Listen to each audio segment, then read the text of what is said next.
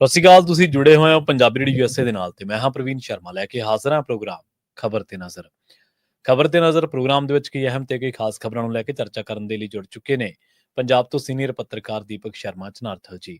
ਸ਼ਰਮਾ ਜੀ, ਸਤਿ ਸ਼੍ਰੀ ਅਕਾਲ, ਸਵਾਗਤ ਹੈ ਜੀ ਪੰਜਾਬੀ ਰੇਡੀਓ USA ਤੇ। ਜੀ ਸਾਰੇ ਦਰਸ਼ਕਾਂ ਨੂੰ ਸਰੋਤਿਆਂ ਨੂੰ ਪਿਆਰ ਭਰੀ ਸਤਿ ਸ਼੍ਰੀ ਅਕਾਲ। ਸਤਿ ਸ਼੍ਰੀ ਅਕਾਲ ਜੀ। ਪ੍ਰੋਗਰਾਮ ਦੇ ਵਿੱਚ ਅੱਗੇ ਵਧਣ ਤੋਂ ਪਹਿਲਾਂ ਧੰਨਵਾਦ ਕਰਦੇ ਚੱਲੀਏ ਸਪਾਂਸਰਸ ਦਾ, ਜਿਹੜੇ ਜ਼ਰੀਆ ਬਣਦੇ ਨੇ ਇਹਨਾਂ ਪ੍ਰੋਗਰਾਮਾਂ ਨੂੰ ਤੁਹਾਡੇ ਤੱਕ ਪਹੁੰਚਾਉਣ ਦੇ ਲਈ। ਖਾਲਸਾ ਇੰਸ਼ੋਰੈਂਸ ਏਜੰਸੀ ਵਾਲੇ, ਜਿਨ੍ਹਾਂ ਤੋਂ ਤੁਸੀਂ ਹਰ ਤਰੀਕੇ ਦੀ ਇੰਸ਼ੋਰੈਂਸ ਲੈ ਸਕਦੇ ਹੋ। ਇੰਸ਼ੋਰੈਂਸ ਬਾਰੇ ਪਤਾ ਕਰਨ ਦੇ ਲਈ ਇਹਨਾਂ ਦਾ ਨੰਬਰ ਹੈ 408-272-2500। ਇਹ 1992 ਤੋਂ ਲਗਾਤਾਰ ਇੰਸ਼ੋਰੈਂਸ ਬਿਜ਼ਨਸ ਦੇ ਵਿੱਚ ਸ਼ਾਨਦਾਰ ਸੇਵਾਵਾਂ ਦੇ ਰਹੇ ਨੇ ਤੇ ਅਮਰੀਕਾ ਭਰ ਦੇ ਵਿੱਚ ਇੰਸ਼ੋਰੈਂਸ ਕਰਦੇ ਨੇ। ਓਬਾਮਾ ਕੇਅਰ, ਮੈਡੀਕੇਅਰ ਜਾਂ ਫਿਰ ਕਵਰਡ ਕੈਲੀਫੋਰਨੀਆ ਬਾਬਤ ਪਾਲਿਸੀ ਕਰਵਾਉਣ ਦੇ ਲਈ, ਸਲਾਹ ਲੈਣ ਦੇ ਲਈ ਅੱਜ ਹੀ ਕਾਲ ਕਰੋ 408-272-2500 ਤੇ। ਟਰਕੀਅਨ ਇਮੀਗ੍ਰੇਸ਼ਨ ਲਾ ਫਰਮ ਵਾਲੇ ਜੇ ਟਰਕੀਅਨ ਟੋਨੀ ਟਰਕੀਅਨ ਦੇ ਨਾਲ ਤੁਸੀਂ US ਇਮੀਗ੍ਰੇਸ਼ਨ ਬਾਬਤ ਕੋਈ ਵੀ ਸਲਾਹ ਕਰਨੀ ਹੈ, ਕੋਈ ਵੀ ਸਵਾਲ ਪੁੱਛਣਾ ਤੇ ਇਹਨਾਂ ਦਾ ਨੰਬਰ ਹੈ 4159090503।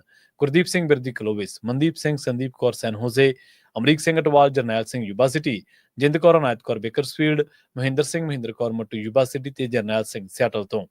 ਇਹਨਾਂ ਸਾਰੇ ਹੀ ਸਪਾਂਸਰਸ ਦਾ ਬਹੁਤ ਬਹੁਤ ਧੰਨਵਾਦ। ਤੇ ਜੇਕਰ ਤੁਸੀਂ ਵੀ ਪੰਜਾਬੀ ਰੇਡੀਓ USA ਦੇ ਇਹਨਾਂ ਪ੍ਰੋਗਰਾਮਾਂ ਨੂੰ ਸਪਾਂਸਰ ਕਰਨਾ ਚਾਹੁੰਦੇ ਹੋ ਤਾਂ ਸਟੂਡੀਓ ਦਾ ਨੰਬਰ ਹੈ 408-272-5200। ਅੱਜ ਦਾ ਇਹ ਖਬਰ ਤੇ ਨਜ਼ਰ ਪ੍ਰੋਗਰਾਮ ਸਾਲ 2025 ਦੀ 14 ਮਾਰਚ ਦਾ ਪ੍ਰੋਗਰਾਮ ਹੈ ਤੇ ਦਿਨ ਅੱਜ ਸ਼ੁੱਕਰਵਾਰ ਹੈ। ਖਬਰਾਂ ਦੀ ਸ਼ੁਰੂਆਤ ਕਰੀਏ ਸ਼ਰਮਾ ਜੀ ਇਸ ਟਾਈਮ ਉਸ ਇਕੱਠ ਤੋਂ ਜਿਹਦੀ ਚਰਚਾ ਖਾਸੀ ਹੋ ਰਹੀ ਹੈ, ਜਿਹੜਾ ਇਕੱਠ ਦਮਦਮੀ ਟਕਸਾਲ ਨੇ ਕੀਤਾ ਸੀ, ਧੁਮਾ ਸਾਹਿਬ ਨੇ ਕੀਤਾ ਸੀ। ਧੁਮਾ ਹੋਰਾਂ ਨੇ ਕਹਿੰਦੇ ਨਵੇਂ ਜਥੇਦਾਰ ਤੌਰ ਤੇ ਪੁਰਾਣੇ ਬਹਾਲ ਕਰਦੇ ਜੀ। ਪ੍ਰਵੀਨ ਜੀ, ਖਾਲਸੇ ਦੀ ਜਨਮ ਭੂਮੀ ਸ਼੍ਰੀ ਅਨੰਦਪੁਰ ਸਾਹਿਬ ਵਿਖੇ ਹਰ ਵਰੇ ਜਿਵੇਂ ਹੋਲੇ ਦਾ ਪਾਵਨ ਤਿਉਹਾਰ ਵੱਡੇ ਪੱਧਰ ਤੇ ਮਨਾਇਆ ਜਾਂਦਾ ਹੈ। ਲੱਖਾਂ ਦੀ ਗਿਣਤੀ 'ਚ ਸੰਗਤ ਆਉਂਦੀ ਹੈ, ਨਤਮਸਤਕ ਹੁੰਦੀ ਹੈ। ਹਾਂਜੀ, ਗੁਰੂ ਦੀਆਂ ਲਾਡਲੀਆਂ ਫੌਜਾਂ ਅੱਜ ਉੱਥੇ ਆਪਣੇ ਕੌਤਕ ਦਿਖਾਉਣਗੀਆਂ। ਉਹ ਮਾਰਸ਼ਲ ਖੇਡਾਂ ਦਾ ਪ੍ਰਦਰਸ਼ਨ ਹੋਏਗਾ ਚਰਨਗੰਗਾ ਸਟੇਡੀਅਮ 'ਚ।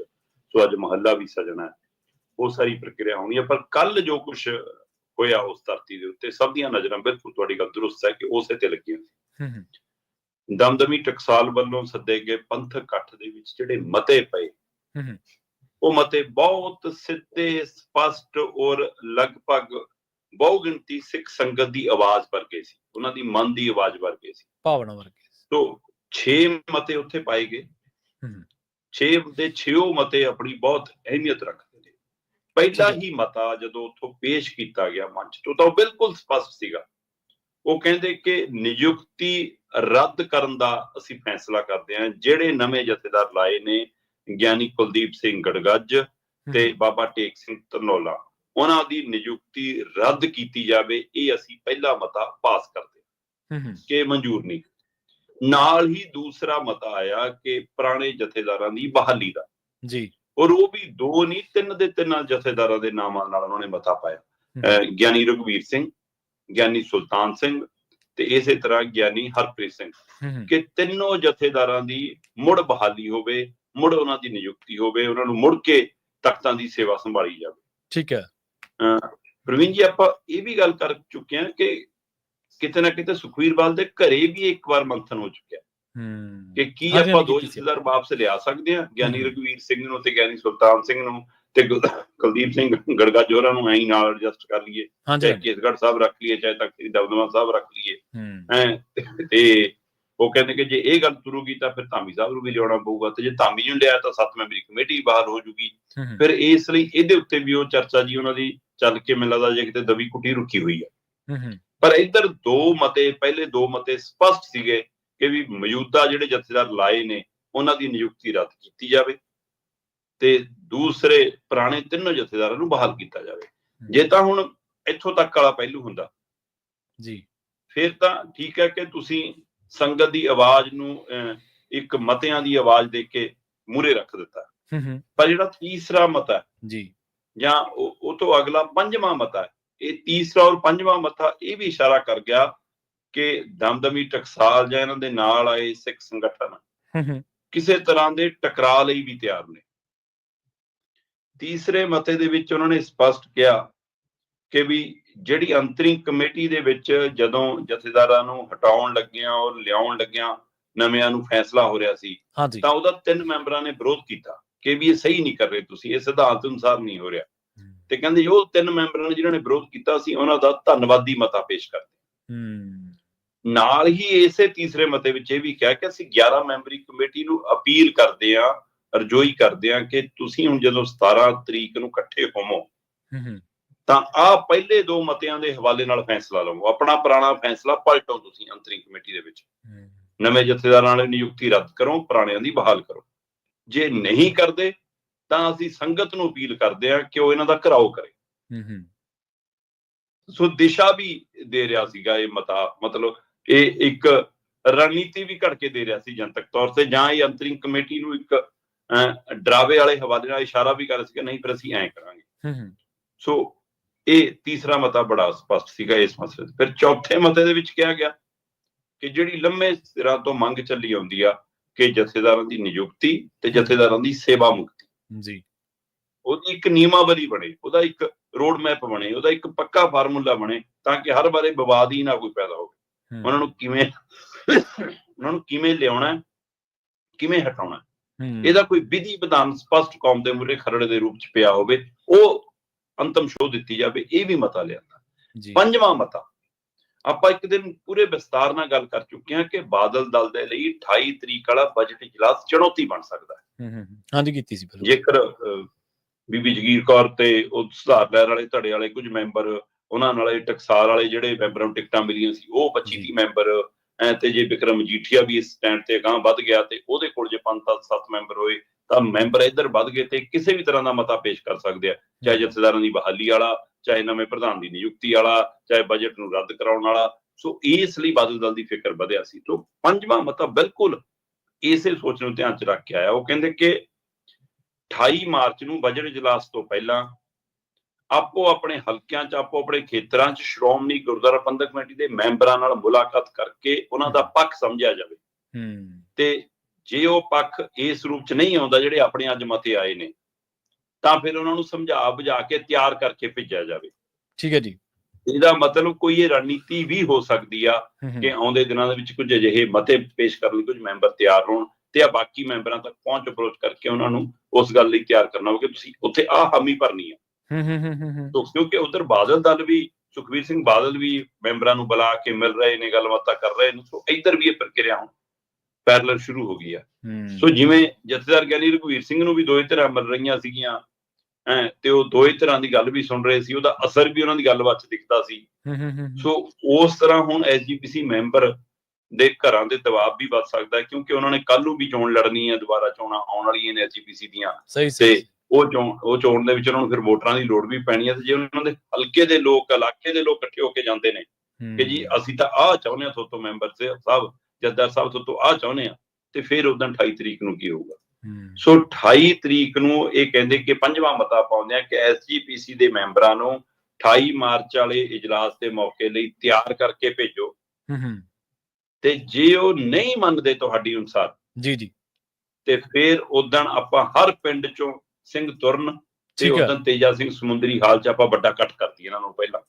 ਠੀਕ ਹੈ, ਅੱਛਾ। ਸੋ ਇਹਦਾ ਮਤਲਬ ਉਦੋਂ ਇਜਲਾਸ ਦੇ ਵਿੱਚ ਕੋਈ ਸਿੱਧਾ ਟਕਰਾਅ ਵੀ ਹੋ ਸਕਦਾ। ਫਿਰ ਇਹ ਵੀ ਸੰਕੇਤ, ਤਾਂ ਹੀ ਮੈਂ ਕਿਹਾ ਕਿ ਤੀਸਰਾ ਤੇ ਪੰਜਵਾਂ ਮਤਾ ਘੱਟ ਤੇ ਧਮਕੀ ਭਰਿਆ ਰੂਪ ਜ਼ਿਆਦਾ ਹੈ। ਸੋ ਇਹ ਵੀ ਹੈ, ਪਰ ਇਹਦੇ ਵਿੱਚ ਪੰਥ ਦਾ ਰੋਹ ਵੀ ਝਲਕਦਾ, ਪੰਥ ਦਾ ਰੋਸਾ ਵੀ ਝਲਕਦਾ ਕਿ ਜੋ ਵਰਤਾਰਾ ਪਿਛਲੇ ਦਿਨਾਂ ਚ ਕੀਤਾ ਬਾਦਲ ਧਿਰ ਨੇ, ਸ਼੍ਰੋਮਣੀ ਕਮੇਟੀ ਨੇ ਮਿਲ ਕੇ, ਜੀ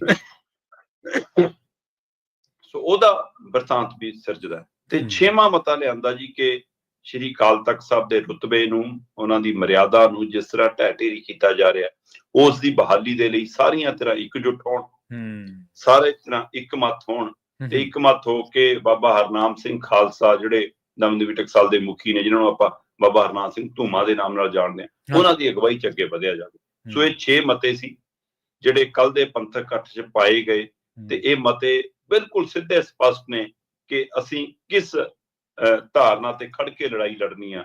ਸੋ ਇਹ ਲੋਕਾਂ ਦੇ ਮਨਾਂ ਚ ਜੋ ਸੀਗਾ ਪ੍ਰਵੀਨ ਜੀ, ਉਹ ਕੱਲੇ ਦੀ ਰਾਏ ਸੀ, ਕੱਲੇ ਦਾ ਵਿਚਾਰ ਸੀ। ਹੁਣ ਉਹ ਵਿਚਾਰ ਮਤਿਆਂ ਦੇ ਰੂਪ ਚ ਇੱਕ ਮਤ ਨਜ਼ਰ ਆਉਂਦਾ। ਸੋ ਇਸ ਲਈ ਕੀ ਇਹ ਵੇਵ ਬਣ ਸਕਦੀ ਹੈ, ਕੀ ਇਹ ਲਹਿਰ ਉੱਠ ਸਕਦੀ ਹੈ, ਕਿ 17 ਤਰੀਕ ਵੀ ਨੇੜੇ ਹੀ ਆ, ਹੁਣ ਤਾਂ ਅੱਜ 15 ਹੋ ਗਈ ਆ, 2 ਦਿਨ ਰਹਿੰਦੇ ਨੇ, ਤੇ ਉਸ ਤੋਂ ਬਾਅਦ ਫਿਰ 28 ਤਰੀਕ ਦੀ ਤਿਆਰੀ ਹੈ। ਸੋ ਬਾਦਲ ਦਲ ਲਈ 28 ਤਰੀਕ ਦਾ ਬਜਟ ਇਜਲਾਸ ਬਹੁਤ ਚੁਣੌਤੀ ਬਣ ਸਕਦਾ ਹੈ। ਸੋ ਇਸ ਲਈ ਕੀ 15 ਤਰੀਕ ਦੀ 17 ਤਰੀਕ ਦੀ ਬੈਠਕ 'ਚ ਕੁਝ ਅਦਲਾ ਬਦਲੀ ਹੋ ਸਕਦੀ ਹੈ, ਕੋਈ ਸੈਟਿੰਗ ਦੀ ਕੋਸ਼ਿਸ਼ ਹੋ ਸਕਦੀ ਹੈ ਕਿ ਇਸ ਸਥਿਤੀ 'ਚ ਹੈਗੇ ਨੇ ਮਤੇ, ਇਹ ਵੀ ਦੇਖਣ ਵਾਲੀ ਗੱਲ ਹੋਗੀ। ਸੋ 17 ਤਰੀਕ ਦੀ ਬੈਠਕ ਹੀ ਤੈਅ ਕਰ ਦੇਗੀ ਕਿ 28 ਤਰੀਕ ਨੂੰ ਕਿੱਧਰ ਨੂੰ ਜਾਏਗਾ ਮਸਲਾ। ਜੀ ਬਿਲਕੁਲ। ਜੋ ਤੁਸੀਂ ਗੱਲ ਕਰ ਰਹੇ ਸੀ ਨਾ ਸ਼ਰਮਾ ਜੀ, ਮੈਂ ਬੜੇ ਗੌਰ ਦੇ ਨਾਲ ਦੇਖ ਰਿਹਾ, ਤੁਹਾਡੀ ਗੱਲ ਨੂੰ ਸੁਣ ਰਿਹਾ ਸੀਗਾ ਤੁਹਾਡੀ ਨੂੰ। ਇਹ ਸਾਰਾ ਕੁਝ ਤੁਹਾਨੂੰ ਨਹੀਂ ਲੱਗਦਾ ਵੀ ਜਦੋਂ 2015-16 ਦਾ ਇੱਕ ਦੌਰ ਆਇਆ ਸੀ ਅਕਾਲੀ ਦਲ ਦੇ ਉੱਤੇ ਸੰਕਟ ਦੇ ਵਿੱਚ, ਜਦੋਂ ਬਹਿਬਲ ਕਲਾਂ ਗੋਲੀ ਚੱਲੀ ਸੀ, ਉਦੋਂ ਵੀ ਇਸੇ ਤਰ੍ਹਾਂ ਦੇ ਸੱਦੇ ਦਿੱਤੇ ਗਏ ਸੀਗੇ ਵੀ ਅਕਾਲੀ MLAs ਦੇ, ਅਕਾਲੀ MPs ਦੇ ਘਰਾਂ ਦੇ ਘਿਰਾਓ ਕਰੋ, ਜਾਂ ਜਿਹੜੇ ਲੋਕ ਸਹਿਮਤ ਨਹੀਂ ਸੀਗੇ ਡੇਰਾ ਸਿਰਸਾ ਨੂੰ ਮਾਫੀ ਦੇਣ ਦੇ ਮਾਮਲੇ ਦੇ ਵਿੱਚ, ਪਾਕਿ ਧਿਰਾਂ ਨੇ ਵੀ ਉਦੋਂ ਇਹੋ ਜਿਹਾ ਇੱਕ ਅਗਰੈਸ਼ਨ ਦਿਖਾਇਆ ਸੀਗਾ। ਪਰ ਉਦੋਂ ਇਹ ਸਾਰਾ ਡੈਮੇਜ ਕੰਟਰੋਲ ਹੋ ਗਿਆ ਸੀ, ਕਿਉਂਕਿ ਇੱਕ ਤਾਂ ਪ੍ਰਕਾਸ਼ ਸਿੰਘ ਬਾਦਲ ਦੀ ਪਕੜ ਕਾਫੀ ਮਜ਼ਬੂਤ ਸੀ ਇਹਨਾਂ ਸਾਰੇ ਬਿਰਤਾਂਤ ਦੇ ਉੱਤੇ, ਸਾਰੇ ਨੈਰੇਟਿਵ ਦੇ ਉੱਤੇ। ਦੂਜਾ, ਅੱਜ ਜਿਹੜੀਆਂ ਧਿਰਾਂ, ਅੱਜ ਜਿਹੜੇ ਤੁਸੀਂ ਇਕੱਠ ਦੀ ਗੱਲ ਕੀਤੀ ਹੈ, ਅੱਜ ਉਹ ਆਮੋ ਸਾਹਮਣੇ ਆ ਖੜੋਤੀਆਂ ਨੇ ਬਾਦਲ ਪਰਿਵਾਰ ਨੂੰ ਜਾਂ ਉਸ ਧਿਰ ਨੂੰ, ਉਹ ਉਹਦੇ ਉਹਨਾਂ ਦਾ ਸਾਥ ਦੇ ਰਹੀਆਂ ਸੀਗੀਆਂ। ਇਸ ਕਰਕੇ ਉਦੋਂ ਸ਼ਾਇਦ ਉਦੋਂ ਜਿਹੜਾ ਉਬਾਲਾ ਸੀਗਾ, ਉਦੋਂ ਉਹਨੇ ਉਹਨਾਂ ਕੰਮ ਨਹੀਂ ਕੀਤਾ ਜਿਹਦੇ ਹੁਣ ਜ਼ਿਆਦਾ ਅਸਾਰ ਨੇ ਕਿ ਹੁਣ ਸ਼ਾਇਦ ਆਮੋ ਸਾਹਮਣੇ ਹੋਣ ਦੀ ਜਿਹੜੀ ਗੱਲ ਆ ਉਹ ਵੀ ਪੁਖਤਾ ਤੌਰ ਤੇ ਮੂਹਰੇ ਸਾਹਮਣੇ ਆ ਜਾਵੇ। ਦੇਖੋ, ਪਹਿਲੀ ਗੱਲ ਤਾਂ ਇਹ ਹੈ ਪ੍ਰਵੀਨ ਜੀ ਕਿ ਉਸ ਸਮੇਂ ਸਰਕਾਰ ਸੀ, ਸਰਕਾਰ ਨੇ ਆਪਣੀਆਂ ਸ਼ਕਤੀਆਂ ਦੀ ਵਰਤੋਂ ਕੀਤੀ ਸੀ। ਜੀ ਬਿਲਕੁਲ। ਪਰ ਜੋ ਦ੍ਰਿਸ਼ ਤੁਸੀਂ ਕਹਿ ਰਹੇ ਹੋ ਸਾਹਮਣੇ ਆਉਣਾ, ਉਹ ਨਤੀਜਿਆਂ 'ਚ ਵੋਟ ਦੇ ਰੂਪ ਸਾਹਮਣੇ ਆਇਆ। ਸਾਹਮਣੇ ਆਇਆ, ਬਿਲਕੁਲ ਸਹੀ ਹੈ ਜੀ। ਜੇ ਉਦਣ ਉਸ ਨੂੰ ਇਹਨਾਂ ਨੂੰ ਲੱਗਦਾ ਸੀ ਡੈਮੇਜ ਕੰਟਰੋਲ ਕਰ ਲਿਆ, ਤਾਂ ਵੋਟ ਡੈਮੇਜ ਕੰਟਰੋਲ ਨਹੀਂ ਨਾ ਕਰ ਸਕੇ, ਵੋਟਾਂ ਨਹੀਂ ਕਰ ਸਕੇ। ਬਿਲਕੁਲ ਉਹ ਹੋਇਆ, ਉਹ ਤਾਂ ਅਗਲੀ ਵਾਰ ਹੋਰ ਹੋਇਆ। ਸੋ ਇਸ ਲਈ ਇਹ ਅੱਜ ਜਿਹੜੀ ਸਥਿਤੀ 'ਚ, ਉਸ ਸਥਿਤੀ 'ਚ ਅੱਜ ਅਕਾਲੀ ਦਲ ਨਹੀਂ ਹੈਗਾ। ਬਾਦਲ ਤੇ ਅੱਜ ਉਸ ਸਥਿਤੀ 'ਚ ਨਹੀਂ ਹੈਗੀ। ਹੁਣ ਤਾਂ ਤੁਸੀਂ ਵੋਟਾਂ ਪੱਖਿਓਂ ਵੀ ਖਾਲੀ ਹੋ, ਤੇ ਸਿਧਾਂਤਾਂ ਪੱਖੀ ਵੀ ਖਾਲੀ ਹੋ, ਤੇ ਸਕੀਮਾਂ ਪੱਖੀਓ ਵੀ ਖਾਲੀ ਹੋ। ਸੋ ਇਸ ਲਈ ਲੈ ਦੇ ਕੇ ਪੈਰ ਲਾਉਣੇ ਤੁਹਾਡੇ ਬਹੁਤ ਔਖੇ ਨੇ। ਹਾਂ, ਸਿਰਫ ਇੰਨਾ ਕਹਿ ਕੇ ਤੁਹਾਡਾ ਅਜੇ ਉਸ ਸਮੇਂ ਤੋਂ ਜਿਹੜੀ ਚੱਲੀ ਆ ਰਹੀ ਸ਼੍ਰੋਮਣੀ ਕਮੇਟੀ ਹੈ, ਜਿਹਦੀ ਚੋਣ ਹੀ ਨਹੀਂ ਹੋਈ, ਜਿਸ ਚੋਂ ਕਿੰਨੇ ਮੈਂਬਰ ਤੁਰ ਗਏ, ਕਿੰਨੇ ਮੈਂਬਰ ਬਾਹਰ ਬੈਠੇ ਨੇ, ਹੈ ਨਾ, ਉਹਨਾਂ ਦੇ ਸਿਰ ਤੇ ਹੀ ਤੁਹਾਡਾ ਕੰਮ ਸਰੀ ਜਾਂਦਾ ਅਜੇ ਤੱਕ। ਉਸ ਹਿਸਾਬ ਨਾਲ ਤੁਹਾਡਾ ਜੇ ਕੰਟਰੋਲ ਹੈਗਾ, ਤੇ ਉਹ ਕੰਟਰੋਲ ਕੀ 17 ਤੋਂ ਲੈ ਕੇ 28 ਤੱਕ ਵੀ ਰਹੇਗਾ, ਇਹ ਵੀ ਦੇਖਣ ਵਾਲੀ ਗੱਲ ਹੈ ਨਾ। ਜੀ ਜੀ, ਕਿਉਂਕਿ ਇਹਨਾਂ ਮੈਂਬਰਾਂ ਚੋਂ ਬਹੁਤ ਗਿਣਤੀ ਮੈਂਬਰ ਵੀ ਇਹ ਸਮਝ ਰਹੇ ਨੇ ਕਿ ਹੋਇਆ ਗਲਤ ਹੈ। ਉਹ ਸਹਿਮਤ ਨਹੀਂ, ਉਹਨਾਂ ਦੀਆਂ ਸੁਰਾਂ ਨਹੀਂ ਮਿਲ ਰਹੀਆਂ ਬਾਦਲ ਧਿਰ ਦਾ ਜਾਂ ਇਹ ਪੰਥਕ ਧਿਰਾਂ ਦਾ। ਸੋ ਇਹ ਦੇਖਦੇ ਹਾਂ ਜੀ ਬਿਲਕੁਲ। ਤੇ ਆਪਾਂ ਅਗਲੀ ਖਬਰ ਦੇ ਵੱਲ ਵਧੀਏ, ਗੱਲ ਕਰੀਏ ਇੱਕ ਹੋਰ ਵਰਤਾਰੇ ਦੀ। ਕਹਿੰਦੇ ਇਕੱਠ ਤਾਂ ਪੰਥਕ ਸੀਗਾ ਪਰ ਝਲਕਾਰਾ ਭਾਜਪਾ ਦਾ ਸੀਗਾ, ਇਹ ਵੀ ਚਰਚਾ ਖਾਸੀ ਰਹੀ ਜੀ। ਨਹੀਂ ਪ੍ਰਵੀਨ ਜੀ, ਉਹ ਇਸ ਲਈ ਹੈ ਕਿ ਇੱਕ ਤਾਂ ਬਾਬਾ ਹਰਨਾਮ ਸਿੰਘ ਧੂਮਾ ਹੋਰੀ ਕਿਸੇ ਸਮੇਂ ਬਾਦਲ ਪਰਿਵਾਰ ਦੇ ਨੇੜੇ ਸੀ, ਤੇ ਅੱਜ ਕੱਲ ਕਹਿੰਦੇ BJP ਦੇ ਨੇੜੇ ਨੇ। ਠੀਕ ਹੈ। ਸੋ ਇਹ ਸੰਤ ਸਮਾਜ ਵੀ ਜ਼ਿਆਦਾਤਰ ਸਿਆਸੀ ਧਿਰਾਂ ਦੇ ਨੇੜੇ ਤੇੜੇ ਤਾਂ ਰਹਿੰਦਾ ਹੀ ਹੈ ਨਾ। ਹਾਂਜੀ ਹਾਂਜੀ ਬਿਲਕੁਲ। ਜਦੋਂ ਕਿ ਦਮਦਮੀ ਟਕਸਾਲ ਦਾ ਆਪਣਾ ਇੱਕ ਲੰਬਾ ਚੌੜਾ ਇਤਿਹਾਸ ਹੈ, ਤੇ ਚੰਗਾ ਸ਼ਾਨਾਮਤੀ ਇਤਿਹਾਸ ਹੈ, ਉਹ ਕਾਫੀ ਕੁਝ ਤੈਅ ਕਰਦਾ ਰਿਹਾ ਕਿਸੇ ਸਮੇਂ। ਪਰ ਅੱਜ ਦੀ ਤਰੀਕ ਦੇ ਵਿੱਚ ਬਾਬਾ ਹਰਨਾਮ ਸਿੰਘ ਤੋਂ ਮਤਲਬ ਲੰਮਾ ਸਮੇਂ ਤੋਂ ਸੁਖਬੀਰ ਬਾਦਲ ਹੋਰਾਂ ਦੇ ਨਾਲ, ਪ੍ਰਕਾਸ਼ ਸਿੰਘ ਬਾਦਲ ਹੋਰਾਂ ਦੇ ਨਾਲ ਹੀ ਤੁਰੇ ਆਉਂਦੇ ਰਹੇ। ਬਿਲਕੁਲ। ਤੇ ਪਰ ਇਸ ਵਾਰ ਅਗਲੇ ਕੁੰਭ ਵੀ ਨਾ ਆਇਆ ਹੈ। ਇਸ ਵਾਰ ਅਗਲੇ ਮਹਾਰਾਸ਼ਟਰ ਦੇ ਵਿੱਚ BJP ਦੇ ਉਮੀਦਵਾਰਾਂ ਦੀ ਚੋਣ ਪ੍ਰਚਾਰ ਵੀ ਕਰਿਆ ਹੈ ਨਾ। ਤੇ ਇਸ ਸਾਰੇ ਵਰਤਾਰੇ ਦੇ ਵਿੱਚ ਮੰਨਿਆ ਜਾ ਰਿਹਾ ਸੀ ਕਿ ਇਹਦੇ ਪਿੱਛੇ ਕਿਤੇ BJP ਦਾ ਡਿਜ਼ਾਈਨ ਤਾਂ ਨਹੀਂ। ਦੂਸਰੇ ਪਾਸੇ ਜਦੋਂ ਤੁਸੀਂ ਮੰਚ ਤੇ ਦੇਖਿਆ ਤਾਂ ਉਹਦੇ ਵਿੱਚ ਪਹਿਲਾਂ ਇਹ ਸੀਗਾ ਕਿ ਸ਼ਾਇਦ 5 ਮੈਂਬਰੀ ਕਮੇਟੀ ਵੀ ਆਊਗੀ। ਪਹਿਲਾਂ ਇਹ ਸੀਗਾ ਕਿ ਸੁਧਾਰ ਲਹਿਰ ਵਾਲੇ ਵੀ ਸਾਰੇ ਲੀਡਰ ਆਉਣਗੇ। ਫਿਰ ਆਏ ਤਾਂ ਸਹੀ ਇੱਕਾ ਦੁੱਕਾ ਕਰਕੇ, ਜਿਵੇਂ ਬਡਾਲਾ ਹੋਰੀ ਆ ਗਏ, ਹੈ ਨਾ, ਜਾਂ ਚੰਦੂ ਮਾਜਰੇ ਹੋਰੀ ਆ ਕੇ ਬੈਠੇ। ਤੇ ਪਰ ਉਹਨਾਂ ਚੋਂ ਸੰਬੋਧਨ ਕਿਹਨਾਂ ਨੇ ਕੀਤਾ ਜੀ? ਸਿਰਫ ਮਤਲਬ ਕਰਨੈਲ ਸਿੰਘ ਪੰਜੌਲੀ ਨੇ। ਠੀਕ ਹੈ। ਤੇ 5 ਮੈਂਬਰੀ ਕਮੇਟੀ ਸਿੱਧੇ ਰੂਪ 'ਚ ਨਹੀਂ ਆਈ, ਕਿਉਂਕਿ ਉਹ ਕਹਿੰਦੇ ਸੀ ਕਿ ਫਿਰ ਤਾਂ ਉਹੀ ਗੱਲ ਹੈ ਕਿ ਜੀ ਬਾਦਲ ਵਾਲੇ ਪਾਸੇ ਤਾਂ ਇਸ ਧਿਰ ਵਾਲੇ ਪਾਸੇ, ਅਸੀਂ ਕਿਸੇ ਧਿਰ ਵਾਲੇ ਪਾਸੇ ਨਾ ਵੀ ਦਿਖੀਏ। ਉਹਨਾਂ ਨੇ ਆਪਣੀ ਕੰਨੀ ਕਤਰਾ ਲਈ। ਪਰ ਜਿਹੜੇ ਦਿਖੇ ਸਟੇਜ ਤੇ ਧੂਮਾ ਹੋਰਾਂ ਦਾ ਝਲਕਾਰਾ ਸਿੱਧਾ ਹੀ ਸੀਗਾ, ਕਿਉਂਕਿ ਉਹਨਾਂ ਦੇ ਕਾਲ ਤੇ ਸਾਰਾ ਸੱਦਾ ਸੀ। ਦਿੱਲੀ ਗੁਰਦੁਆਰਾ ਪ੍ਰਬੰਧਕ ਕਮੇਟੀ, ਉਹਨਾਂ ਦੇ ਨੁਮਾਇੰਦੇ, ਉਹ ਚੋਂ BJP ਦਾ ਝਲਕਾਰਾ। ਹਰਿਆਣਾ ਗੁਰਦੁਆਰਾ ਪ੍ਰਬੰਧਕ ਕਮੇਟੀ, ਉਹ ਚੋਂ BJP ਦਾ ਝਲਕਾਰਾ, ਹੈ ਨਾ। ਦਾਦੂਵਾਲ, ਉਹ ਚੋਂ ਸਿੱਧਾ ਝਲਕਾਰਾ। ਸੋ ਇਸ ਲਈ ਇਹ ਝਲਕਾਰੇ ਲੋਕਾਂ ਨੂੰ ਦਿਖੇ। ਪਰ ਜਿਹੜਾ ਇਹ ਇਕੱਠ ਸੀ, ਉਹਦੇ ਵਿੱਚ ਜਿਸ ਤਰ੍ਹਾਂ ਦਾ ਵਰਤਾਰਾ ਸੀ, ਜਿਸ ਤਰ੍ਹਾਂ ਦੇ ਪਹਿਲੂ ਸੀ, ਜਿਸ ਤਰ੍ਹਾਂ ਦੇ ਮੁੱਦੇ ਸੀ, ਉਹ ਪੰਜਾਬ ਦੀ ਆਮ ਸੰਗਤ ਦੇ ਮੁੱਦੇ ਨੇ, ਆਮ ਸਿੱਖ ਸੰਗਤ ਦੇ ਮੁੱਦੇ ਨੇ। ਸਹੀ ਕਿਹਾ ਤੁਸੀਂ ਜੀ। ਤੇ ਇਸ ਝਲਕਾਰੇ ਦੇ ਵਿੱਚੋਂ, BJP ਦੇ ਝਲਕਾਰੇ ਦੇ ਵਿੱਚੋਂ ਵੀ ਕੁਝ ਤਰ੍ਹਾਂ ਦਾ ਇਹ ਮੰਨਣਾ ਸੀਗਾ ਕਿ ਪੰਜਾਬ ਤੋਂ ਬਾਹਰੋਂ ਵਸਦੇ ਸਿੱਖਾਂ ਦੇ ਆਪਣੇ ਮਸਲੇ, ਤੇ ਉਹਨਾਂ ਨੇ ਆਪਣੇ ਉਸ ਸੂਬੇ ਦੇ ਹਵਾਲੇ ਨਾਲ ਆਪਣੀ ਰਣਨੀਤੀ ਤਿਆਰ ਕਰਨੀ ਹੈ। ਸਹੀ ਹੈ। ਤੇ ਕਿਸੇ ਰਾਜਨੀਤਿਕ ਪਾਰਟੀ ਨਾਲ ਜਾਣ ਤੋਂ ਬਾਅਦ ਇਹਦਾ ਇਹ ਮਤਲਬ ਨਹੀਂ ਹੋ ਜਾਂਦਾ ਕਿ ਉਹ ਸਿੱਖ ਨਹੀਂ ਰਿਹਾ। ਸੋ ਕੁਝ ਤਰ੍ਹਾਂ ਇਸ ਨੁਕਤੇ ਕਿਸੇ ਸਮੇਂ ਦਿੱਲੀ ਕਮੇਟੀ ਤੇ ਅੱਜ ਜਿਹੜਾ ਸਰਨਾ ਬਾਦਲ ਧਿਰ ਨਾਲ ਹੈ, ਉਹ ਸਰਨਾ ਕਿਸੇ ਸਮੇਂ ਸ਼ੀਲਾ ਦੀਕਸ਼ਤ ਦਾ ਖਾਸਮ ਖਾਸ ਸੀਗਾ, ਬਿਲਕੁਲ ਜੀ। ਫਿਰ ਉਹ ਇਹਦਾ ਮਤਲਬ ਕਾਂਗਰਸ ਦਾ ਝਲਕਾਰਾ ਸੀ ਉਹਨਾਂ ਤੇ, ਹੈਨਾ। ਤੇ ਹੁਣ ਬਾਦਲ ਧਿਰ ਜਿਵੇਂ ਸਿੱਖ ਸਿਧਾਂਤਾਂ ਤੋਂ ਪਰੇ ਹੋ ਚੁੱਕੀ ਹੈ, ਫਿਰ ਇਹ ਕਿਵੇਂ ਕਹਿ ਜਾਊਗਾ ਜਿਹੜੀਆਂ ਧਿਰਾਂ ਉਹਦੇ ਨਾਲ ਨੇ ਉਹ ਸੱਚੀਆਂ ਸਿੱਖ ਨੇ।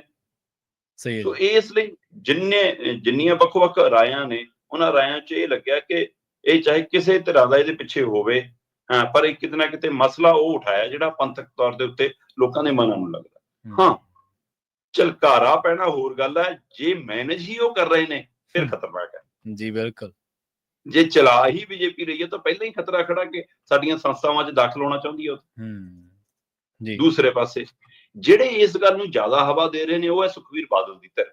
ਠੀਕ ਹੈ ਕਿ ਜੀ ਇਹ ਆ ਗਿਆਨੀ ਹਰਪ੍ਰੀਤ ਸਿੰਘ ਵੀ ਬੀਜੇਪੀ ਦਾ ਹੈ ਨਾ, ਧੂਮਾ ਵੀ ਬੀਜੇਪੀ ਦਾ, ਆ ਵੀ ਉਹ ਜ਼ਿਆਦਾ ਇਸ ਗੱਲ ਨੂੰ ਹਵਾ ਦੇ ਰਹੇ ਨੇ।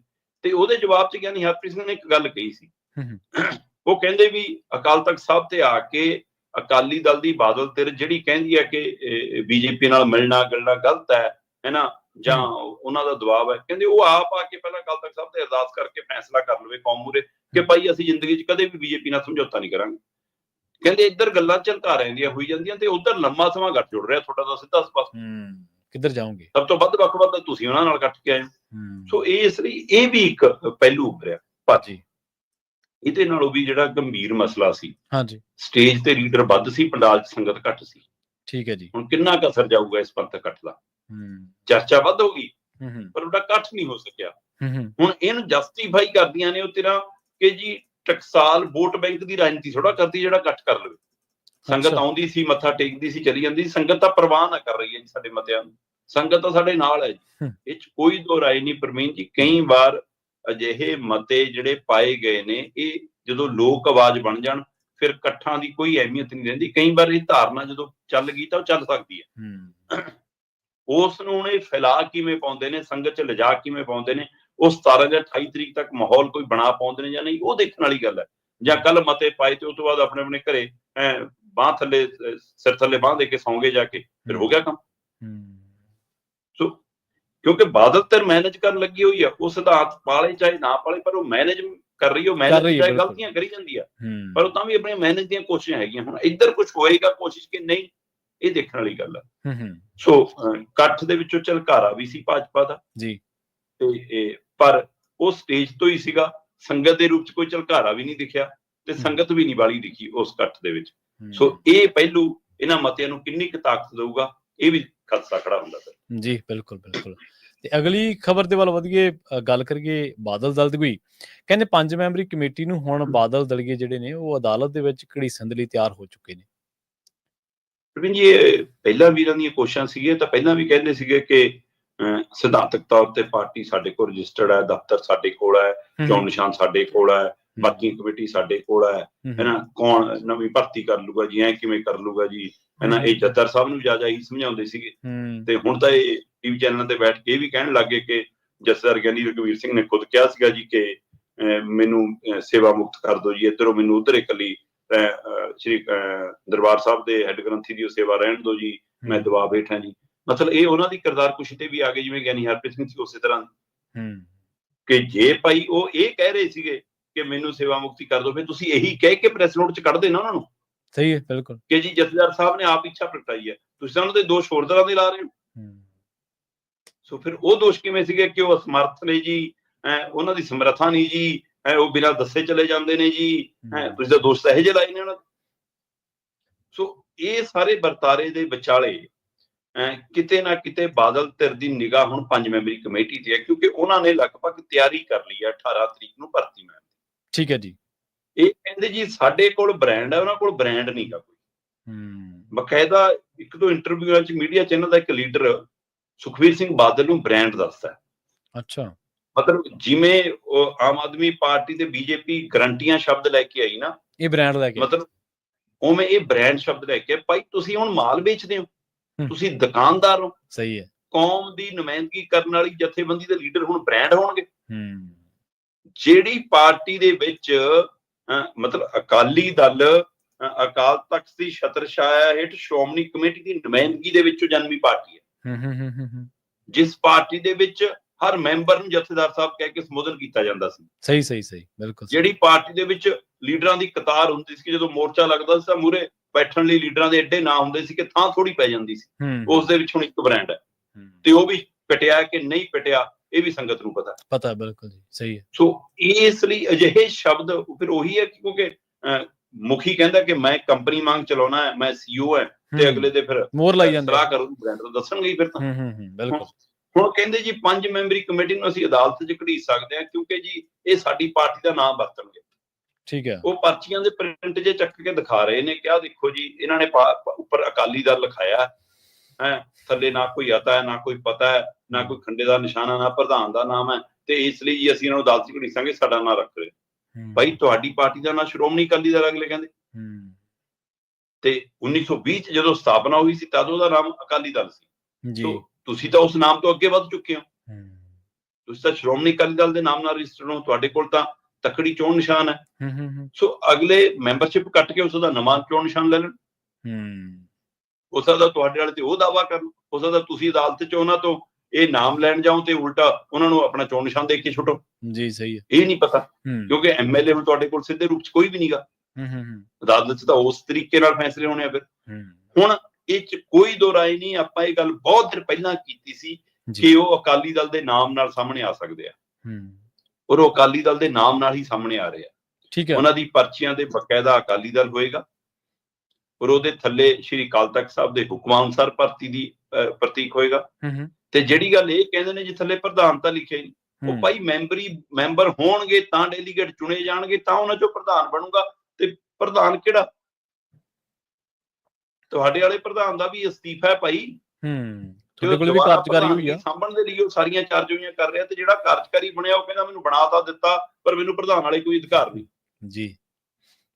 ਸੋ ਇਸ ਲਈ ਇਹ ਸਮਝ ਚੋਂ ਜਨਮਦੇ ਨੇ ਕੁਝ ਗੱਲਾਂ, ਤੇ ਇਸ ਪਹਿਲੂ ਤੇ ਇਹ ਉਹਨਾਂ ਨੂੰ ਘੜੀਸਣ ਦੀ ਕੋਸ਼ਿਸ਼ ਕਰਨਗੇ, ਪਰ ਮੈਨੂੰ ਲੱਗਦਾ ਕਿਤੇ ਉਲਟਾ ਦਾ ਨਾ ਪੈ ਜਾਵੇ। ਆਪਾਂ ਪਹਿਲਾਂ ਵੀ ਗੱਲ ਕੀਤੀ ਸੀ ਕਿ ਪੰਥਕ ਤੌਰ ਤੇ ਕਾਫੀ ਕੁਝ ਗਵਾ ਚੁੱਕਿਆ ਬਾਦਲ ਦਲ, ਕਿਤੇ ਚੋਣ ਨਿਸ਼ਾਨ, ਨਾਮ ਤੇ ਦਫ਼ਤਰ ਸਾਰਾ ਕੁਝ ਇਸ ਲਈ ਨਾ ਗਵਾ ਲਵੇ ਕਿ ਜਦੋਂ ਅਦਾਲਤੀ ਪ੍ਰਕਿਰਿਆ 'ਚ ਪਏ ਤਾਂ ਉੱਥੇ MLA ਨਾਲ ਨਿਪਟਾਰਾ ਹੋਣਾ, ਤਿੰਨਾਂ 'ਚੋਂ ਦੋ ਜਿਹੜੇ ਪਾਸੇ ਹੋਏ ਸਾਰੀ ਪਾਰਟੀ ਉਧਰ ਹੀ ਮੰਨੀ ਜਾਣੀ। ਸੋ ਇੱਕ ਇਹਨਾਂ ਦਾ ਆਮ ਆਦਮੀ ਪਾਰਟੀ ਕਰਨੀ ਆ, ਇੱਕ ਅਯਾਲੀ ਬਾਹਰ ਹੈ, ਤੇ ਅਜੇ ਤੱਕ ਮਜੀਠੀਆ ਪਰਿਵਾਰ ਵਾਲਾ MLA ਇਹਨਾਂ ਨਾਲ ਸੀਗਾ, ਉੱਥੇ ਵੀ ਜਿਵੇਂ ਧੜਕੰਬਾਜ਼ੀ ਹੋ ਗਈ। ਉਹ ਪਤਾ ਨਹੀਂ ਜੇ ਅਯਾਲੀ ਨਾਲ ਆਪਸੀ ਰਾਬਤਾ ਹੁੰਦਾ, ਕਿਉਂਕਿ ਇਹ ਪਤਾ ਲੱਗ ਰਿਹਾ ਕਿ ਉਹ ਧਿਰ ਵੀ ਇਸ ਗੱਲ ਤੋਂ ਬਚ ਕੇ ਚੱਲ ਰਹੀ ਹੈ ਕਿ ਕਿਤੇ ਐ ਨਾ ਹੋਵੇ ਕਿ ਡਿਜ਼ਾਈਨ ਇਹ ਹੋਵੇ ਕਿ ਇਸ ਧਿਰ ਦੀ ਅਗਵਾਈ ਵਿਕਰਮ ਮਜੀਠੀਆ ਕਰੂਗਾ। ਉਹ ਕਹਿੰਦੇ ਜੇ ਵਿਕਰਮ ਮਜੀਠੀਆ ਨੇ ਲੈਣਾ ਵੀ ਤਾਂ ਆਪਣੇ ਹਲਕੇ ਤੱਕ ਸੀਮਿਤ ਰੱਖਾਂਗੇ, ਉਹਨੂੰ ਮੁੱਖ ਧਾਰਾ 'ਚ ਨਹੀਂ ਲਿਆਵਾਂਗੇ, ਤਾਂ ਕਿ ਐ ਨਾ ਹੋਵੇ ਕਿ ਇੱਧਰ ਵੀ ਬਾਦਲ ਤੇ ਉੱਧਰ ਵੀ ਬਾਦਲ ਪਰਿਵਾਰ ਦਾ ਜੀ। ਉਹ ਵੀ ਇਸ ਗੱਲ ਦੇ ਉੱਤੇ ਧਿਆਨ ਰੱਖ ਰਹੇ ਨੇ, ਪਰ ਫਿਲਹਾਲ ਵਿਕਰਮ ਮਜੀਠੀਆ ਚੁੱਪ ਨੇ, ਤੇ ਚੁੱਪ ਦੇ ਮਾਇਨੇ ਕਈ ਹੁੰਦੇ ਨੇ, ਸਹਿਮਤੀ ਵੀ ਹੁੰਦੀ ਹੈ, ਅਸਹਿਮਤੀ ਵੀ ਹੁੰਦੀ ਹੈ। ਸੋ ਉਹ ਕਿੱਧਰ ਨੂੰ ਜਾਂਦੇ ਆ ਇਹ ਵੀ ਦੇਖਣ ਵਾਲੀ ਗੱਲ ਹੈ। ਸੋ ਪਰ ਬਾਦਲ ਤੇ ਮੈਨੂੰ ਲੱਗਦਾ ਇੱਕ ਗਲਤੀ ਹੋਰ ਕਰ ਸਕਦੀ ਹੈ ਜੇਕਰ ਉਹ 5 ਮੈਂਬਰੀ ਕਮੇਟੀ ਨੂੰ ਅਦਾਲਤੀ ਪ੍ਰਕਿਰਿਆ ਵੱਲ ਨੂੰ ਲੈ ਕੇ ਜਾਂਦੀ ਜੀ।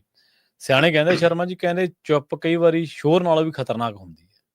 ਸਨਾਟਾ ਜਿਹੜਾ ਹੁੰਦਾ ਨਾ, ਉਹਦੇ ਸ਼ੋਰ ਤਾਂ ਸ਼ੋਰ ਆ, ਸਨਾਟੇ ਦੇ ਕਈ ਮਾਇਨੇ ਕੱਢੇ ਜਾਂਦੇ ਨੇ ਕਈ ਵਾਰੀ। ਅਗਲੀ ਗੱਲ ਕਰੀਏ ਮੁੱਖ ਮੰਤਰੀ ਸਾਹਿਬ ਦੀ। ਮੁੱਖ ਮੰਤਰੀ ਸਾਹਿਬ ਕਿਉਂਕਿ ਉਹਨਾਂ ਦੀ ਪਾਰਟੀ ਆਮ ਆਦਮੀ ਪਾਰਟੀ ਹੈ, ਤੇ ਇਸ ਕਰਕੇ ਕਲੇਮ ਕਰਦਾ ਹਰ ਲੀਡਰ ਕਿ ਮੈਂ ਤਾਂ ਆਮ ਆਦਮੀ ਹਾਂ, ਪਰ ਕਹਿੰਦੇ ਕਿ ਆਮ ਤੋਂ ਖਾਸ ਬਣੇ ਮੁੱਖ ਮੰਤਰੀ ਹੁਣ ਸੰਗਤ ਤੋਂ ਵੀ ਵੱਡੇ ਹੋ ਗਏ ਜੀ। ਦੇਖੋ ਇਹ ਨਾ ਤਖਤ ਸ੍ਰੀ ਕੇਸਗੜ੍ਹ ਸਾਹਿਬ ਕੱਲ ਨਤਮਸਤਕ ਹੋਣ ਗਏ ਸੀ। ਠੀਕ ਹੈ ਜੀ। ਉੱਥੇ ਸੰਗਤ ਦੀ ਪੰਗਤ ਨੂੰ ਰੋਕ ਦਿੱਤਾ ਗਿਆ। ਠੀਕ ਹੈ। ਇਹੀ ਨਹੀਂਗਾ, ਇਹ ਤੋਂ ਪਹਿਲਾਂ ਇੱਕ ਦਿਨ ਪਹਿਲਾਂ ਪਟਿਆਲੇ ਸੀਗੇ, ਤੇ ਬੱਸ ਅੱਡੇ ਨੂੰ ਕਿਮੂਰੀ ਤੋਂ ਕਾਫਲਾ ਲੰਘਣਾ ਜੀ, ਸੜਕ ਤੋਂ ਬੱਸ ਅੱਡੇ ਨੂੰ ਤਾਲਾ ਲਾਤਾ ਪੁਲਿਸ ਪ੍ਰਸ਼ਾਸਨ, ਤੇ ਉੱਥੇ ਬੱਸਾਂ ਤਾਂ ਕੀ ਨਿਕਲਣੀਆਂ ਸੀ, ਲੋਕਾਂ ਦਾ ਨਿਕਲਣਾ ਆਉਣਾ ਜਾਣਾ ਔਖਾ ਕਰਤਾ। ਤੇ ਉਹਦੇ ਕਰਕੇ ਇੱਕ ਵਾਰ ਤਾਂ ਸੜਕ ਤੇ ਧਰਨਾ ਲੱਗਣ ਵਾਲੀ ਸਥਿਤੀ ਹੋ ਗਈ ਸੀ, ਲੋਕ ਬੈਗ ਟੈਚੀਆਂ ਲੈ ਕੇ ਸੜਕ ਤੇ ਬੈਠਣ ਲਈ ਹੋ ਗਏ ਸੀ। ਫਿਰ 25 ਮਿੰਟਾਂ ਬਾਅਦ ਉਹ ਗੇਟ ਖੋਲਿਆ। ਸੋ ਇਹੋ ਜਿਹੀ ਹਾਲਤ ਹੈ, ਮਤਲਬ ਕਿ ਕਾਫਲਾ ਲੰਘਣ ਲੱਗਿਆ ਵੀ ਹੁਣ ਸੜਕਾਂ 'ਚ ਡਰ ਲੱਗਣ ਲੱਗ ਗਿਆ, ਤੁਸੀਂ ਲੋਕਾਂ ਨੂੰ ਘਰਾਂ 'ਚ ਮੋੜੋਗੇ। ਇਹ ਜੇ ਇੰਨਾ ਡਰ ਲੱਗਦਾ ਭਾਈ ਮੁਰਗੀ ਖਾਨਾ ਹੈਗਾ, ਖੋਲ ਲੋ, ਇੱਕ ਛੱਡੋ ਦੋ ਖੋਲ ਲੋ, 94 ਖੋਲ ਲੋ ਚਾਹੇ ਮੁਰਗੀ ਖਾਨੇ, ਕੌਣ ਰੋਕਦਾ ਤੁਹਾਨੂੰ? ਸੋ ਇਸ ਲਈ ਇਹ ਵਰਤਾਰਾ ਸ਼ੋਭਦਾ ਨਹੀਂ। ਤਖਤ ਸ੍ਰੀ ਕੇਸਗੜ੍ਹ ਸਾਹਿਬ ਵਿਖੇ ਇੱਕ ਦਿਨ ਪਹਿਲਾਂ ਜਥੇਦਾਰ ਗਿਆਨੀ ਕੁਲਦੀਪ ਸਿੰਘ ਗੜਗਾਜ ਹੋਰੀ ਮੱਥਾ ਟੇਕਣ ਆਏ। ਠੀਕ ਹੈ ਜੀ।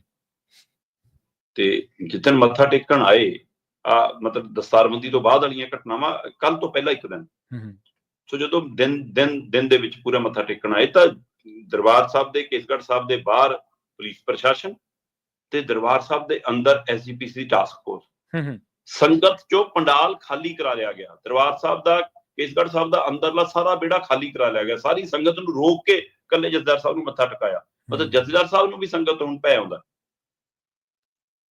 ਸੋ ਇਸ ਸਥਿਤੀ ਦੇ ਵਿੱਚ ਤੁਸੀਂ ਕੌਮ ਦੀ ਅਗਵਾਈ ਕਰੋਗੇ ਫਿਰ। ਉਸੇ ਤਰ੍ਹਾਂ ਪੰਜਾਬ ਦੇ ਮੁੱਖ ਮੰਤਰੀ ਭਗਵੰਤ ਮਾਨ ਜੀ ਤਾਂ ਆਪ ਕਹਿੰਦੇ ਹੁੰਦੇ ਸੀ ਕਿ ਹੂਟਰ ਮਾਰਦੀਆਂ ਗੱਡੀਆਂ ਨੇ, ਆ ਨਾਲ ਐਂ ਲਈ ਫਿਰਦੇ ਨੇ ਜੀ, ਆਪਣੇ ਬੰਦਿਆਂ ਤੋਂ ਕਾਹਦਾ ਡਰ ਜੀ। ਤੇ ਭਾਈ 25 ਮਿੰਟ ਸੰਗਤ ਨੂੰ ਧੁੱਪੇ ਖੜਾਈ ਰੱਖਿਆ। ਉਹ ਅੱਛਾ 25 ਮਿੰਟ ਤੁਹਾਡੇ ਯਾਦ ਹੋਣਾ, ਇੱਕ ਵਾਰ ਦਰਬਾਰ ਸਾਹਿਬ ਗਏ ਸੀ, ਬਾਹਰਲੇ ਗਲਿਆਰੇ ਤੋਂ ਪੁਲਿਸ ਨੇ ਰੋਕਤਾ ਸੀ ਸਾਰੀ ਸੰਗਤ ਨੂੰ। ਹਾਂਜੀ ਹਾਂਜੀ, ਉਸ ਵਾਰ ਵੀ ਇਹਨਾਂ ਦੀ ਬਹੁਤ ਹੋਈ ਸੀ ਕਿ ਅੱਜ ਤੱਕ ਨਹੀਂ ਹੋਇਆ ਦਰਬਾਰ ਸਾਹਿਬ 'ਚ ਕਦੇ ਤਾਂ ਕਿਤੇ ਰੋਕਿਆ ਗਿਆ। ਤੇ ਤੁਹਾਡੇ ਟਾਈਮ 'ਚ ਇਹ ਵੀ ਹੋਇਆ, ਤੇ ਹੁਣ ਕੇਸਗੜ੍ਹ ਸਾਹਿਬ ਇਹੀ ਵਰਤਾਰਾ। ਹਾਂ, ਚੰਗਾ ਕੰਮ ਸਿਰਫ ਇੰਨਾ ਕੁ ਹੋਇਆ ਕਿ ਇਹਨਾਂ ਤੋਂ ਪਹਿਲਾਂ ਜਿਹੜੇ ਅੰਦਰ ਸੀ 5-7 ਸ਼ਰਧਾਲੂ, ਜਿੱਦਾਂ ਹੀ ਇਹ ਵੜਨ ਲੱਗੇ ਤਾਂ ਇਹਨਾਂ ਦੀ ਨਾਲ ਦੀ ਸਿਕਿਉਰਿਟੀ ਉਹਨਾਂ ਨੂੰ ਪਰੇ ਕਰਨ ਦੀ ਕੋਸ਼ਿਸ਼ ਕੀਤੀ। ਮੁੱਖ ਮੰਤਰੀ ਸਾਹਿਬ ਨੇ ਕਿਹਾ ਕਿ ਨਹੀਂ, ਇਹਨਾਂ ਨੂੰ ਮੱਥਾ ਟੇਕਣ ਦਿਓ, ਏਦਾਂ ਨਾ ਕਰੋ। ਮੈਂ ਨਹੀਂ ਕਹਿੰਦਾ ਕਿ ਮੁੱਖ ਮੰਤਰੀ ਸਾਹਿਬ ਕੋਈ ਆਰਡਰ ਦੇ ਕੇ ਆਉਂਦੇ ਨੇ ਕਿ ਵੀ ਅੱਜ ਸਾਰਿਆਂ ਨੂੰ ਰੋਕ ਦਿਓ ਜੀ। ਪ੍ਰਸ਼ਾਸਨ ਆਪੇ ਰੋਕਦਾ, ਪੁਲਿਸ ਆਪੇ ਰੋਕਦੀ, ਸਿਕਿਉਰਿਟੀ ਵਾਲੇ ਆਪੇ ਰੋਕਦੇ।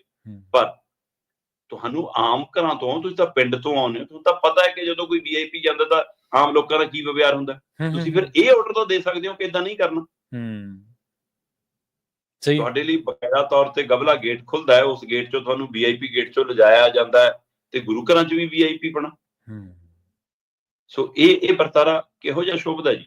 ਉਹ ਬਹੁਤ ਚੱਲਦੀ ਹੈ ਨਾ ਸੋਸ਼ਲ ਮੀਡੀਆ ਤੇ ਕਿ ਇੱਕ ਮੰਦਿਰ 'ਚ ਕੋਈ ਸ਼ਰਧਾਲੂ ਗਿਆ ਤੇ ਕਹਿੰਦੇ ਕਿ ਉਹਨੂੰ ਆ ਕੇ ਇੱਕ ਪੰਡਤ ਨੇ ਕਿਹਾ ਕਿ ਇੰਨੀ ਪਰਚੀ ਲੱਗੂਗੀ, ਇੰਨੀ ਸੇਵਾ ਲੱਗੂਗੀ, ਤੈਨੂੰ ਸਿੱਧੇ ਦਰਸ਼ਨ ਕਰਾ ਲੈਣਾ। ਉਹ ਕਹਿੰਦੇ ਨਹੀਂ, ਇਹ ਤੋਂ ਵੱਧ ਦੇ ਦੇਣੇ, ਭਗਵਾਨ ਨੂੰ ਕਹੋ ਕਿ ਬਾਹਰ ਆ ਕੇ ਮਿਲ ਲੈਣਗੇ। ਪੰਡਿਤ ਕਹਿੰਦੇ ਮਜ਼ਾਕ ਕਰ ਰਹੇ। ਉਹ ਕਹਿੰਦੇ ਮਜ਼ਾਕ ਸ਼ੁਰੂ ਕਿਹਨੇ ਕੀਤਾ ਕਿ ਪਰਮਾਤਮਾ ਵੀ ਐ ਫੀਸ ਦੇ ਕੇ ਮਿਲਦਾ। ਸੋ ਉਸ ਤਰ੍ਹਾਂ ਪਰਮਾਤਮਾ ਵੀ ਐ VIP ਬਣੇ, ਉਹਦੇ ਲਈ ਤਾਂ ਉੱਥੇ ਭਾਈ ਸ਼ਰਧਾ ਹੀ ਵੱਡੀ ਹੈ। ਸੋ ਇਸ ਲਈ ਉੱਥੇ VIP ਬਣਾ ਛੱਡ ਗਿਆ। ਮੁੱਖ ਮੰਤਰੀ ਸਾਹਿਬ ਤੇ ਜਥੇਦਾਰ ਸਾਹਿਬ ਜੇ VIP ਤਰ੍ਹਾਂ ਵਿਚਰਨਗੇ, ਫਿਰ ਉਹ ਲੋਕ ਨੁਮਾਇੰਦੇ, ਕੌਮ ਦੇ ਮੁਖੀ, ਪੰਜਾਬ ਦੇ ਮੁਖੀ ਕਿਵੇਂ ਕਹਾਉਣਗੇ? ਇਹ ਸਵਾਲ ਹੈਗਾ। ਇਹ ਵਰਤਾਰਾ ਤਾਂ ਰਾਜੇ ਮਹਾਰਾਜਿਆਂ ਦੇ ਟਾਈਮ ਸੀ ਜਨਾਬ, ਕੈਪਟਨ ਅਮਰਿੰਦਰ ਦੇ ਟਾਈਮ, ਜਿਹਦੇ ਪਰ ਤੁਸੀਂ ਸਵਾਲ ਖੜੇ ਕਰਦੇ ਸੀ। ਸੋ ਉਹਦੇ ਨਾਲੋਂ ਵੱਡੇ VIP ਬਣ ਗਏ। ਸੋ ਇਹ ਕੱਲ ਅਨੰਦਪੁਰ ਸਾਹਿਬ ਦੀ ਧਰਤੀ ਤੇ ਵਾਪਰਿਆ ਜੀ। ਤੇ ਮੁੱਖ ਮੰਤਰੀ ਸਾਹਿਬ ਦੇ ਕਾਰਨ 25-30 ਮਿੰਟ ਸੰਗਤ ਖੜੀ ਰਹੀ। ਔਰ ਫਿਰ ਇੱਕ ਫੋਟੋ ਸੈਸ਼ਨ ਦੇ ਲਈ ਮੁੱਖ ਮੰਤਰੀ ਸਾਹਿਬ ਜਦੋਂ ਵਾਪਸ ਆਉਂਦੇ ਹੋਏ ਸੰਗਤ ਨਾਲ ਫਤਿਆਂ ਦੀ ਸਾਂਝ ਪਾ ਰਹੀ ਸੀ, ਇੱਕ ਬੀਬੀ ਨੇ ਬਾਂਹ ਫੜ ਕੇ ਕਿਹਾ ਕਿ ਭਾਈ ਇਸ ਗੁਰੂ ਦੀ ਧਰਤੀ ਤੇ ਆਏ, ਕੋਈ ਮੱਤ ਲੈ ਕੇ ਜਾਈ। ਤੇ ਮਾਨ ਸਾਹਿਬ ਨੇ ਉਹਦੇ ਬੀਬੀ ਕੰਨੀ ਮੂੰਹ ਕਰ ਲਿਆ। ਹਾਂਜੀ, ਜਿੱਦਾਂ ਹੀ ਬੀਬੀ ਨੇ ਕਿਹਾ ਕਿ ਕਿਸਾਨਾਂ ਦਾ ਮਸਲਾ ਹੱਲ ਕਰ, ਮਾਨ ਸਾਹਿਬ ਨੇ ਮੂੰਹ ਹੀ ਮੋੜ ਲਿਆ ਕਿ ਆਹ ਕੀ ਹੋ ਗਿਆ। ਪਰ ਉਹ ਕਲਿੱਪ ਚੱਲ ਗਿਆ ਜਨਾਬ। ਬਿਲਕੁਲ। ਸੋ ਇਸ ਲਈ ਪਰਮਾਤਮਾ ਸਾਰਿਆਂ ਨੂੰ ਸਮੱਤ ਬਖਸ਼ੇ ਤੇ ਉਹ ਜਿਸ ਅਹੁਦੇ ਆਤੇ ਨੇ ਉਸ ਅਹੁਦੇ ਦੇ ਹਾਣ ਦੇ ਹੋ ਕੇ ਕੰਮ ਕਰ ਸਕਣ। ਕਈ ਵਾਰੀ ਚੀਜ਼ਾਂ ਵਾਪਰਦੀਆਂ ਨੇ ਪਰ ਆਪਾਂ ਨੂੰ ਲੱਗਦਾ ਕਿ ਸ਼ਾਇਦ ਸਵੈਕੀ ਵਾਪਰ ਗਈਆਂ, ਪਰ ਉਹ ਬਾਅਦ ਦੇ ਵਿੱਚ ਪਤਾ ਲੱਗਦਾ ਕਿ ਉਹ ਕਿੱਡੀਆਂ ਵੱਡੀਆਂ ਚੀਜ਼ਾਂ ਹੁੰਦੀਆਂ ਨੇ। ਬੀਬੀਆਂ ਆਮ ਹੀ ਪਿੰਡਾਂ ਦੇ ਵਿੱਚ ਦੇਖ ਲਓ ਤੁਸੀਂ, ਕੋਈ ਅਫਸਰ ਆ ਜੇ, ਕੋਈ ਪੁਲਿਸ ਵਾਲਾ ਆ ਜੇ, ਬੋਲਦੀਆਂ ਹੀ ਨਹੀਂ। ਅਗਲਾ ਕਹਿੰਦਾ ਕਿ ਨਹੀਂ, ਆਪਾਂ ਕੀ ਬੋਲ ਕੇ ਕਰਨਾ, ਬੰਦੇ ਹੈਗੇ ਆ। ਪਰ ਪਤਾ ਨਹੀਂ ਕਿਸੇ ਬੀਬੀ ਨੇ ਮੁੱਖ ਮੰਤਰੀ ਦੀ ਬਾਂਹ ਫੜ ਕੇ ਕਹਿ ਦੇਣਾ ਭਾਈ ਕਿਸਾਨਾਂ ਦਾ ਮਸਲਾ ਹੱਲ ਕਰ, ਕੋਈ ਸਮੱਤ ਲੈ ਕੇ ਜਾ। ਛੋਟੇ ਸ਼ਬਦ ਨਹੀਂ ਹੁੰਦੇ, ਬਹੁਤ ਵੱਡੇ ਸ਼ਬਦ। ਮੈਂ ਕਹਿੰਦਾ ਕੁਛ ਵੀ ਨਾ ਕਹੋ, ਕੁਛ ਵੀ ਨਾ। ਬਿਲਕੁਲ, ਇੰਨੀ ਗੱਲ ਹੀ ਬਹੁਤ ਸੰਪੂਰਨ ਹੈ ਕਿ ਭਾਈ ਇਸ ਧਰਤੀ ਤੇ ਆਇਆ ਹੁਣ ਕੋਈ ਮੱਤ ਲੈ ਕੇ ਜਾ। ਬਿਲਕੁਲ ਸਹੀ, ਬਿਲਕੁਲ। ਇਹਦੇ ਚ ਬਹੁਤ ਸਾਰੀਆਂ ਚੀਜ਼ਾਂ ਕਵਰ ਹੋ ਜਾਂਦੀਆਂ ਨੇ ਜੀ। ਜਾਂਦੇ ਦੀ ਗੱਲ ਕਰੀਏ ਦਿੱਲੀ ਦੀ ਪੋਲਿਟਿਕਸ ਦੀ, ਸਿਸੋਦੀਆ ਤੇ ਸਤਿੰਦਰ ਜੈਨ, ਇਹ ਜਿਹੜੇ ਅਰਵਿੰਦ ਕੇਜਰੀਵਾਲ ਕਦੇ ਮੁੱਖ ਮੰਤਰੀ ਰਹੇ ਨੇ, ਸਾਬਕਾ ਮੁੱਖ ਮੰਤਰੀ, ਉਹਨਾਂ ਦੇ ਰਾਈਟ ਤੇ ਲੈਫਟ ਹੈਂਡ ਵੀ ਕਹੇ ਗਏ ਨੇ। ਉਹਨਾਂ ਤੇ ਹੁਣ ਇੱਕ ਹੋਰ FIR ਦੀ ਤਿਆਰੀ ਹੈ ਤੇ ਮਾਮਲਾ 2000 ਕਰੋੜ ਦੇ ਘੁਟਾਲੇ ਦੇ ਨਾਲ ਜੁੜਿਆ ਹੋਇਆ ਜੀ। ਪ੍ਰਵੀਨ ਜੀ, ਅਰਵਿੰਦ ਕੇਜਰੀਵਾਲ ਅੱਜ ਮੇਰਾ ਖਿਆਲ ਸ਼ਾਇਦ ਬਾਹਰ ਆ ਜਾਣਗੇ ਵਿਪਾਸ਼ਨਾ ਤੋਂ ਜੀ, ਤੇ ਉਸ ਤੋਂ ਬਾਅਦ 18 ਤੋਂ ਉਹਨਾਂ ਨੇ ਚੋਣ ਪ੍ਰਚਾਰ ਸ਼ੁਰੂ ਕਰਨਾ ਹੈ ਤੇ 2-3 ਦਿਨ ਪੰਜਾਬ 'ਚ ਮੀਟਿੰਗਾਂ ਕਰਨੀਆਂ। ਸਰਕਾਰ ਨੂੰ ਖਾਸੇ ਪਸੀਨੇ ਆਏ ਹੋਏ ਨੇ ਕਿ ਕੁਛ ਅਦਲਾ ਬਦਲੀ ਦਾ ਆਰਡਰ ਨਾ ਹੋ ਜਾਵੇ। ਵੈਸੇ ਉਮੀਦ ਕੀਤੀ ਜਾ ਰਹੀ ਹੈ ਕਿ ਹੁਣ ਲੁਧਿਆਣਾ ਵਾਲੀ ਜਿਮਨੀ ਚੋਣ ਤੱਕ ਸ਼ਾਇਦ ਕੋਈ ਛੇੜਖਾਨੀ ਨਾ ਹੋਵੇ। ਤੇ ਪਰ ਕੇਜਰੀਵਾਲ ਦੇ ਉੱਤੇ ਵੀ ਵਿਪਾਸ਼ਨਾ 'ਚ ਰਹਿੰਦੀਆਂ ਦਿੱਲੀ ਕੋਰਟ ਨੇ ਹੁਕਮ ਚਾੜਤਾ ਨਾ ਕਿ ਇੱਕ ਨਵੀਂ FIR ਕਰੋ, ਜਿਹੜੀ ਵੋਟਾਂ ਵਾਲੀ। ਤੇ ਇੱਧਰ ਇਹ ਮਾਮਲਾ ਵੀ 2022 ਦਾ ਜੀ। 2022 ਦੇ ਵਿੱਚ ਦਿੱਲੀ ਸਰਕਾਰ ਦੇ ਡਿਪਾਰਟਮੈਂਟ ਨੇ ਚੀਫ ਸੈਕਟਰੀ ਕੋਲ ਸ਼ਿਕਾਇਤ ਕੀਤੀ ਸੀ ਕਿ ਜੀ 2000 ਕਰੋੜ ਦਾ ਸਿੱਖਿਆ ਵਿਭਾਗ 'ਚ ਇੱਕ ਘੁਟਾਲਾ ਸਾਹਮਣੇ ਆਇਆ। ਉਹਦੇ ਵਿੱਚ ਸਤਿੰਦਰ ਜੈਨ ਤੇ ਮਨੀਸ਼ ਸਿਸੋਦੀਆ ਦੇ ਨਾਮ ਦਰਜ ਸੀਗੇ।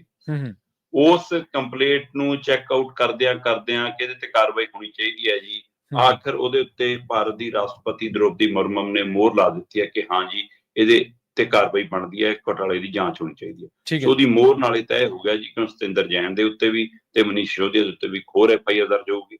ਸੋ ਅਜੇ ਸ਼ਰਾਬ ਘੁਟਾਲੇ ਵਾਲੇ ਮਾਮਲੇ 'ਚ ਜ਼ਮਾਨਤਾਂ ਤੇ ਨੇ, ਹੈਨਾ। ਅਜੇ ਦਵਾਈਆਂ ਵਾਲਾ ਘੁਟਾਲਾ, ਜਲ ਬੋਰਡ ਵਾਲਾ ਘੁਟਾਲਾ, ਹੈਨਾ, ਕੈਗ ਦੀਆਂ ਰਿਪੋਰਟਾਂ ਵਾਲਾ ਮਸਲਾ, ਉਹਨਾਂ ਹੋਰਡਿੰਗ ਵਾਲਾ ਮਸਲਾ। ਸੋ 2000 ਕਰੋੜ ਦੇ ਕਿਤਾਬ ਘੁਟਾਲੇ ਵਾਲਾ, ਸਿੱਖਿਆ ਘੁਟਾਲੇ ਵਾਲਾ ਮਸਲਾ।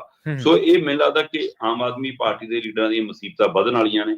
ਇਹ ਜਿੰਨੀਆਂ ਚੋਰ ਮੋਰੀਆਂ ਛੱਡ ਕੇ ਆਏ ਹੋਣਗੇ, ਬੀਜੇਪੀ ਨਾਲੋਂ ਵੱਧ ਕਾਹਲੀ ਹੈ ਨਾ ਇਹੋ ਜਿਹੀ ਪ੍ਰਕਿਰਿਆ ਕਰਨ ਦੇ ਲਈ, ਕਿਉਂਕਿ ਉਹਦੇ ਕੋਲ ਏਜੰਸੀਆਂ ਦੀ ਤਾਕਤ ਵੀ ਹੈ ਤੇ ਉਹਦੀ ਵਰਤੋਂ ਵੀ ਕਰਨ ਦੇ ਵਿੱਚ ਉਹ ਰਾਜਨੀਤਿਕ ਤੌਰ ਤੇ ਮਾਹਰ ਹੈ। ਸੋ ਮਾੜੀ ਮੋਟੀ ਗਲਤੀ ਵੀ ਇਹਨਾਂ ਦੇ ਲਈ ਹੁਣ ਬੜੀ ਮੁਸੀਬਤ ਬਣਨੀ ਹੈ। ਸੋ ਇਸ ਲਈ ਇਹਦਾ ਅਸਰ, ਪਰ ਜਿੱਦਾਂ ਹੀ ਕੋਈ ਘਟਨਾ ਦਿੱਲੀ 'ਚ ਵਾਪਰਦੀ ਹੈ ਨਾ, ਮੈਨੂੰ ਉਹਦਾ ਅਸਰ ਪੰਜਾਬ 'ਚ ਦਿਖਣ ਲੱਗ ਜਾਂਦਾ। ਉਹ ਝਲਕਾਰਾ ਆਪਾਂ ਗੱਲ ਕਰ ਰਹੇ ਸੀ ਨਾ, ਕਿ ਝਲਕਾਰੇ ਇੱਥੇ ਦਿਖ ਰਹੇ ਕਿ ਇਹੋ ਜਿਹੀਆਂ ਕਾਰਵਾਈਆਂ ਫਿਰ ਇੱਥੇ ਵੀ ਹੋਣੀਆਂ ਨੇ। ਇਹਦੇ ਲਈ ਵੀ ਇਹਨਾਂ ਨੂੰ ਤਿਆਰ ਰਹਿਣਾ ਚਾਹੀਦਾ, ਜੇਕਰ ਇਹਨਾਂ ਨੇ ਲੋਕ ਹਿੱਤੀ ਕੰਮ ਪੂਰੀ ਨੀਅਤ ਨਾਲ ਨਾ ਕੀਤਾ। ਜੀ ਸ਼ਰਮਾ ਜੀ, ਇਹਨਾਂ ਖਾਸ ਖਬਰਾਂ ਤੇ ਖਾਸ ਜਾਣਕਾਰੀਆਂ ਦੇ ਲਈ ਤੁਹਾਡਾ ਬਹੁਤ ਬਹੁਤ ਧੰਨਵਾਦ ਜੀ। ਬਹੁਤ ਸ਼ੁਕਰੀਆ ਜੀ। ਪ੍ਰੋਗਰਾਮ ਖਬਰ ਤੇ ਨਜ਼ਰ ਨੂੰ ਆਪਾਂ ਇੱਥੇ ਸਮਾਪਤ ਕਰਾਂਗੇ। ਤੁਹਾਡਾ ਸਾਰਿਆਂ ਦਾ ਵੀ ਬਹੁਤ ਧੰਨਵਾਦ। ਸਤਿ ਸ਼੍ਰੀ ਅਕਾਲ। ਜੁੜੇ ਰਹੋ ਪੰਜਾਬੀ ਰੇਡੀਓ USA ਦੇ ਨਾਲ।